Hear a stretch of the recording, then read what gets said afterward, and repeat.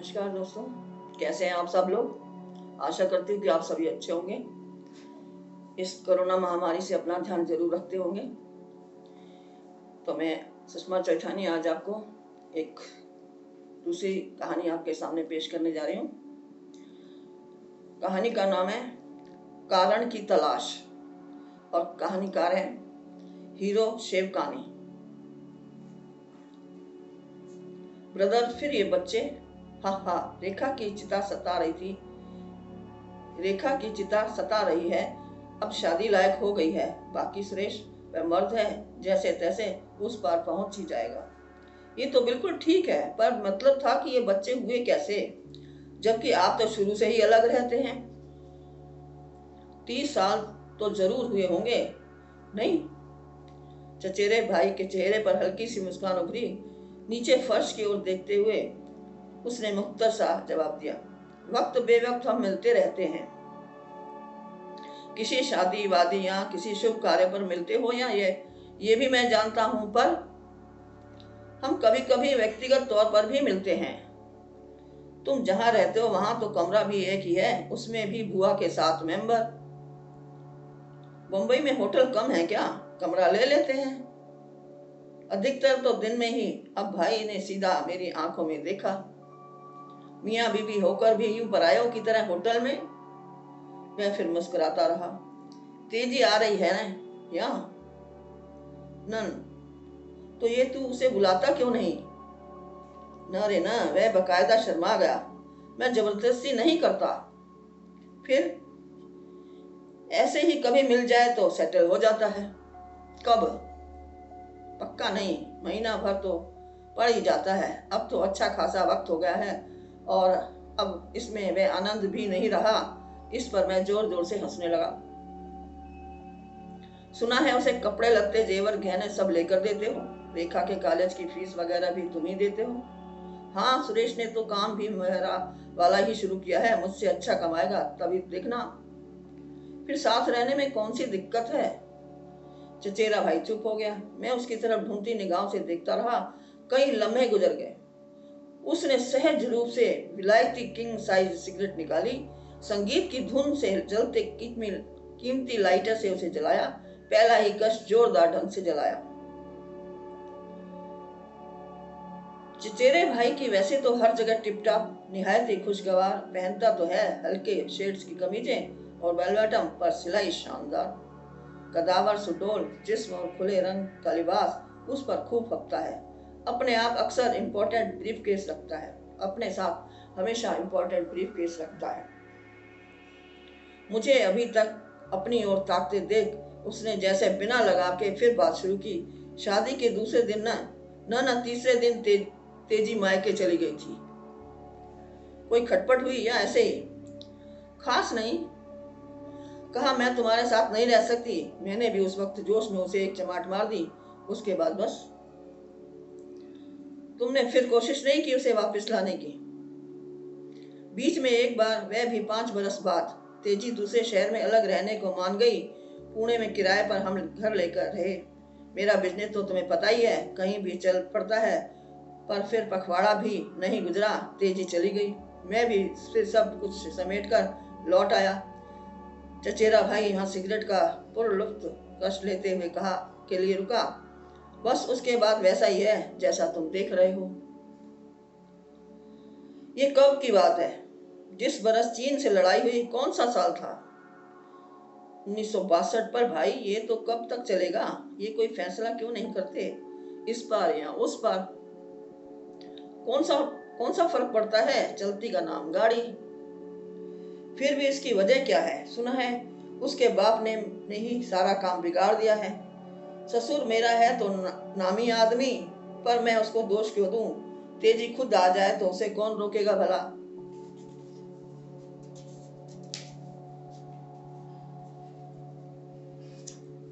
तू भी भाई हाथ पैर साथ हाथ धरे बैठा है। ये तो तलाक दे दो, तलाक। आखिर दूसरे के दरवाजे पर कब तक पड़े रहोगे? कुछ भविष्य की भी सोच। मुलुंद में फ्लैट ले लिया है, 2 रूम किचन का। उसने ये जुमला कुछ उमंग से कहा। आज भी 2 लाख मिल रहे हैं कैश। अलबत्ता मैं ये तय नहीं कर पाया कि उसकी उमंग के साथ के पीछे कारण कौन सा था। 2 लाख की आशा या अपने घर होने का जज्बा। मतलब तो भाई ये किस्सा यूं ही चलेगा आखिर कब तक चलता रहे। कहते उसने सिगरेट का आधा धड़ नीचे फेंक जूते से कुचल दिया। उसे सब इसी नाम से पुकारते हैं, दोस्त, यार, सगे संबंधी, यहाँ तक कि मार्केट में भी जहाँ डॉक्टर पर माल बेचा जाता है, जहाँ ऑर्डर पर माल बेचा जाता है, बस सब उसे भाई कहकर बुलाते हैं। उसका असली नाम तो कोई नहीं जानता। वह निराली शख्सियत का मालिक है। कद 6 फुट, लंबा चेहरा, खुली पेशानी, आंखों में अपनेपन की चमक। समाज, बस आस पड़ोस, यार दोस्त के पास कोई कारज, मंगल हो, मातम वगैरह हो, भाई हमेशा तैयार। शादी मुरादी में मेहमानों को खिलाना हो तो लड़की वालों हो या लड़के वाले, ये काम इस भाई को सौंप कर घर के लोग बेफिक्र हो जाते हैं। किसी गरीब की अर्थी में कोई दूसरा हो न हो, भाई हमेशा हाजिर। वह भी आखिर तक। पढ़ा लिखा ज्यादा नहीं है, पर व्यवहार में शालीन और कम बोलने वाला। ऐसे आदमी को ऐसी तकलीफ, मुझे हमेशा आश्चर्य होता है। मैं बस बात को संभालने और संवारने में कोई पीछे और ये अवॉइड करता रहता है। तेजी का जिक्र आते ही भाई जैसे अपने आप में बंद, बहुत कोशिश करने पर वह भोगे जैसे खुद में घुल जाता है। अभी भी थोड़ा लपक लिया, पर नतीजा कुछ नहीं निकला। उस दिन सुरेश अचानक मिल गया। 20-22 साल का सजीला नौजवान, शक्लो सूरत में पितापर, पोशाक आजकल के जवानों जैसी।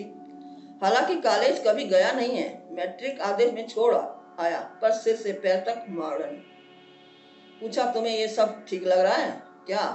माँ बाप तो इतने सालों से अलग रह रहे हैं, तुम नहीं समझा रहे? सुरेश ने बेफिक्री में एक फिल्मी डायलॉग मारा, ये उनका व्यक्तिगत मामला है। तुम्हारा दिल नहीं करता अपना घर हो, दूसरों के जैसे माँ बाप का घर? मैंने इस पर कभी सोचा नहीं। और वह सीटी बजाता हुआ चला गया। और रेखा को देखकर मेरे दिल में अक्सर सुख दुख के मिले जुले भाव पैदा होते हैं। ऐसी सुंदर सुडौल लड़की इस शहर में दूसरी नहीं देखी। कॉलेज के पहले साल में है।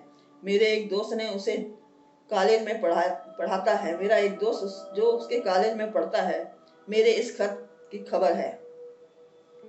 सिर्फ इतना बताया कि रेखा को कोई कॉम्प्लेक्स नहीं है, पढ़ाई में तेज नहीं है, पर रेगुलर और तमीज वाली है। न बहुत संजीदा, न बहुत गंभीर, न चुलबुली। कॉलेज की अक्सर सिंधी लड़कियों के उलट, फैशन और बदगुनामी से परे, अपने आप में मगन लेकिन पुरसकून। इसलिए हर बात चाहते हुए भी मैं रेखा के इस बारे में बात करने की हिम्मत नहीं जुटा सका। लेकिन उसके भविष्य की बाबत हमेशा खुद को फिक्रमंद पाता हूँ।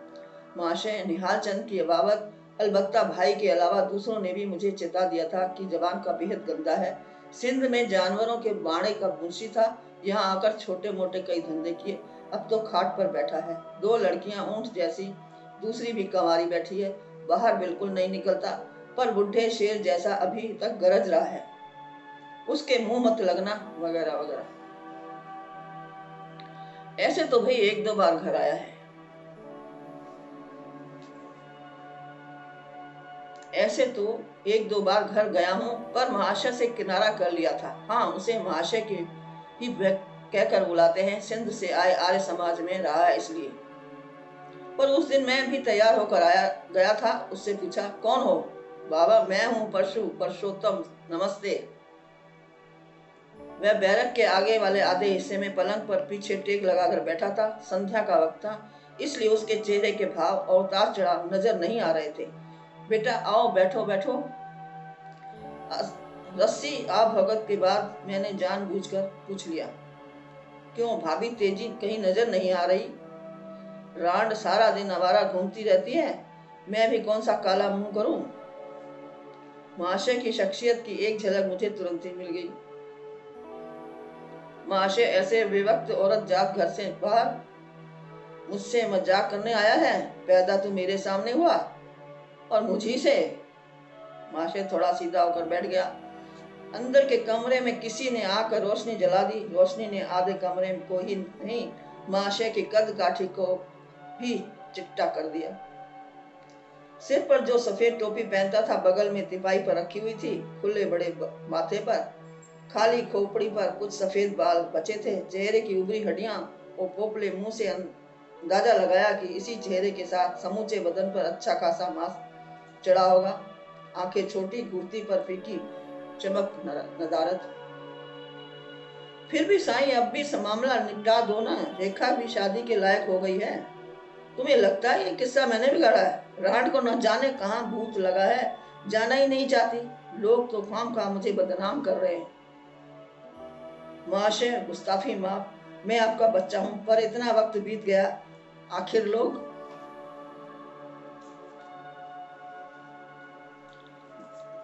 दल्ले लोग यहाँ जाए बहार में, वे आकर मुझे नहीं खिलाते। पर कौन सा काला मुंह करूं? ये रांड भी तो मेरी छाती पर मूंग दल रही है। कहता हूं निकलो यहाँ से, पर भाई मेरा चुपचाप बैठा है। कोई दूसरा होता तो। महाशय भड़क उठा। भैंस, उसके तो पूरे खानदान को मैं अच्छी तरह पहचानता हूँ। शरीफ का बेटा। और ऐसी गाली दी कि मेरे कान की लवें लाल हो उठी। मैं चुप आह भरता जो उठा तो मुंह मुड़कर देखा तक नहीं। एक ही खिड़की खुलनी अभी बाकी थी। तेजी। हाँ, तेजी के आमने सामने होना मुझे आसान नहीं लगा। एक तो औरत जा, दूसरे उम्र है मुझसे बड़ी। एक आध बार किसी शादी गमी में उसका ध्यान खींचे बिना मेरे गौर से देखने के जितने भी मौके हाथ में आए, उससे अनुमान लगाया कि औरत जहीन है, अपने तन और बन की शक्तियों से पूरी तरह वाकिफ। वही खिड़की कल मेरे सामने संयोग से खुल गई। तेजी मेरे ही घर में आ गई।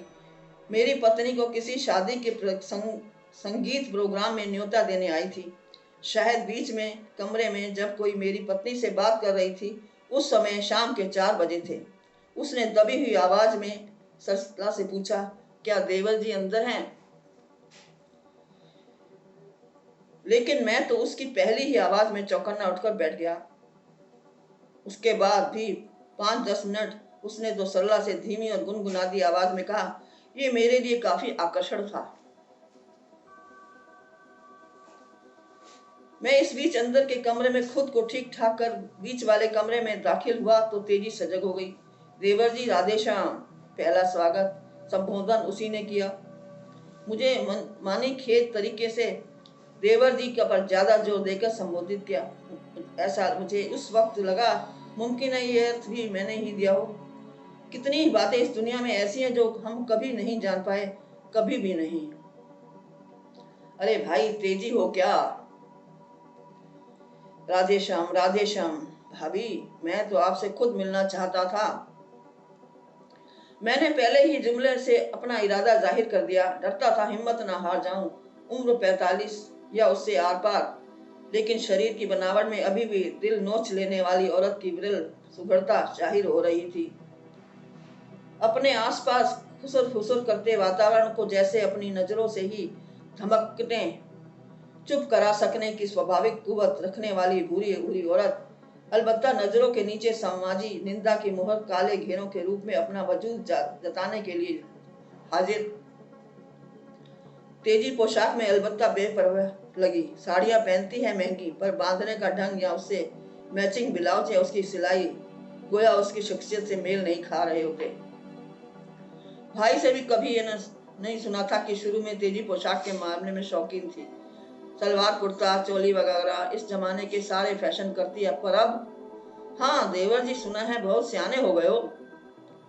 हम पर कहूँ फिल्म विल्म बना रहे हो क्या? पूछताछ क्यों कर रहे हो? ना ना भाभी, फिल्म विल्म क्या? आपसे किसने कहा? किसी ने भी कहा? इससे तुम्हें क्या? जो पूछना है मुझसे पूछो। बाहर क्यों सूंघ रहे हो? इसी बीच सरला आप जानो भाव से उठकर किचन में चाय बनाने चली गई। भाभी, मुझे क्या करना है? करना तो सब आपको है। मैं कह रहा था भाई, क्या हमेशा परायों के घर धक्के खाता रहेगा? धक्के क्यों खाएं? धक्के खाएं उसके दुश्मन सुखी बैठा है। क्यों, तुमसे कोई शिकायत की है ना? ना ना, शिकायत करना तो उसे आता ही नहीं, यही मुसीबत है। लेकिन मेरी भी न जाने की क्यों नींद उड़ी हुई है। तो बेगानी शादी में अब्दुल्ला दीवाना वाली बात है। तेजी इतना कहकर जोर से हंसी। भाभी, अब बहुत हुआ, बच्चे बड़े हो गए हैं, कुछ तो सोचो। भाई बेचारा भी घर का खाना खाकर खुश रहे उसको शायद नहीं बताया है, पर मुकुंद में आपके लिए एक फ्लैट भी तो ले रखा है। मुझे पता है, आपको खबर है, फिर भी छोड़ो देवर जी, कोई और बात करो।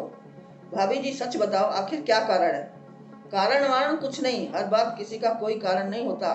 होता ही है क्या? हर बात का कोई किसी को कारण होता है क्या? फिर भी ये कब तक चलेगा? लोग भी न जाने क्या क्या कहते हैं। बोलते रहें, बोल बोल के आखिर थक ही जाएंगे। लेकिन ये सब ठीक है क्या? आपको कहीं कुछ गलत नहीं लगता? गलत तो मुझे आपका ये जमाना लग रहा है। बात है कुछ भी नहीं, बेकार बाल की खाल निकाल रहा है। हम सब मजे में हैं, तुम्हारा भाई हमेशा सज धज के घूमता रहता है। तुम्हें क्या दुखी लग रहा है? मैं भी ठीक ठाक जी रही हूँ। जीता रहे सुरेश, कमा रहा है। और रेखा जैसी लड़की के रिश्ते के लिए भला मुझे चिंता करनी पड़ेगी क्या?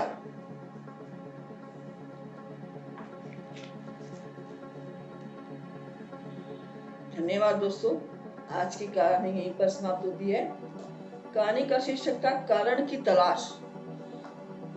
क्या कारण है? कारण दूसरा बंदा ढूंढता है, जबकि खुद अपनी जिंदगी वो मजे से जी रहे हैं। तो दूसरों की जिंदगी में दखल देकर कारण ढूंढने की वजह ही क्या है? आज के जमाने में भी ऐसा ही हो रहा है। किसी दूसरे के अंदर घुस जाने की और उसको जानने की हर समय जल्दी रहती है। धन्यवाद। इसी कहानी का ये सार है। अगर आपको अच्छा लगे तो लाइक करें, कमेंट करें और मेरा चैनल भी सब्सक्राइब करें। धन्यवाद।